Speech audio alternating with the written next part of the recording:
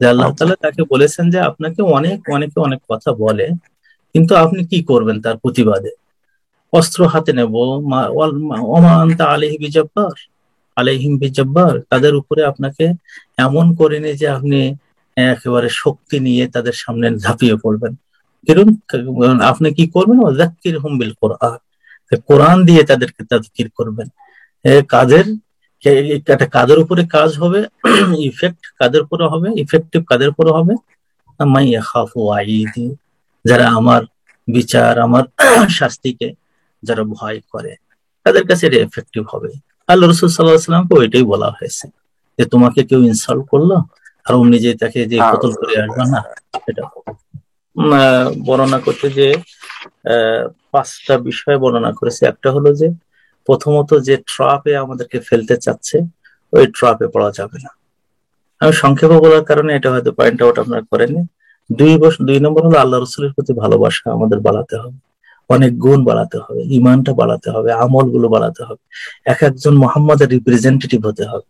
আমাকে দেখে যেন মোহাম্মদ সাল্লাহ আসলাম মনে করে আমার সন্তানরা কমপক্ষে, আমার স্ত্রী কমপক্ষে, অথবা আমার প্রতিবেশী কমপক্ষে। তিন নম্বর হলো দিনের কাজ করে যেতে হবে, দিনকে কায়েমের কাজ, দিন প্রচারের কাজ করে যেতে হবে। চার নম্বর হলো ঘরগুলোকে মোহাম্মদের দুর্গ বানিয়ে ফেলতে হবে, তারা যেন বোঝে যে এক একটা সময় আসবে।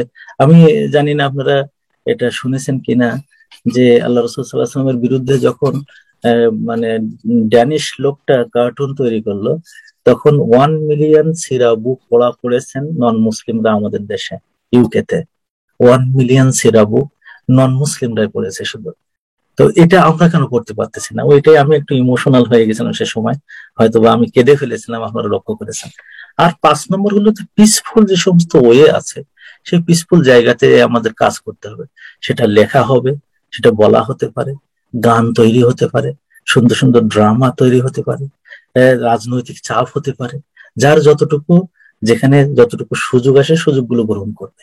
এই পাঁচটা, এবং পাঁচটা, পঞ্চম নম্বর আন্ডারে আর পাঁচটা, এই 10টা কাজ আমি মোটামুটি সাজেস্ট করেছি। যদি এইগুলো করা হয়, দেখা যাবে মোহাম্মদের নামও বেড়ে যাবে, ইসলামের নামও সুন্দর।